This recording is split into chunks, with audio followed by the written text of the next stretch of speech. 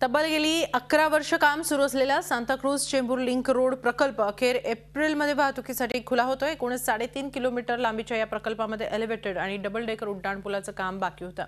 हे काम आता अंतिम टप्प्यात आहे। यामुळे मुंबईची पूर्व आणि पश्चिम उपनगरं थेट जोडली जाणार आहेत। याचाच आढावा घेतलाय आमचे प्रतिनिधी अमित जोशी यांनी।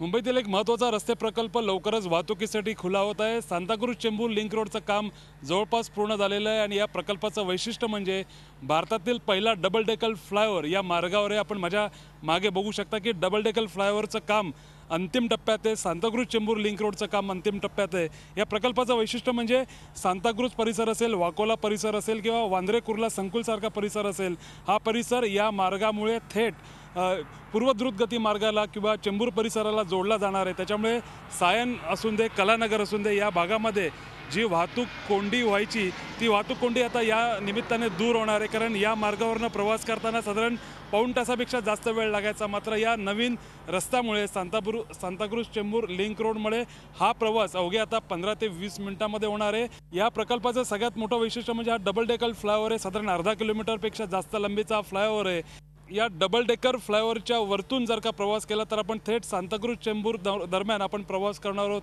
आणि जर का आपल्याला लोकमान्य टिळक टर्मिनस किंवा कुर्ला स्टेशनला जायचं असेल तर खालच्या फ्लायओव्हरनं आपल्याला प्रवास करावा लागेल। असा एक आगळ्या वेगळ्या प्रकारचा हा फ्लायओव्हर आहे। याचं बांधकाम पूर्ण झालेलं आहे। आता लवकरच हा फ्लायओव्हर असून दे किंवा सांताक्रूझ चेंबूर लिंक रोड असून दे वाहतुकीसाठी खुला होत आहे। त्याच्यामुळे आणखी एक नवीन रस्ता मुंबईमध्ये तयार झालेला असेल येत्या काळामध्ये आणि एक वाहतुकीची समस्या, वाहतुकीची कोंडी फुटण्यास या निमित्ताने मोठी मदत होणार आहे।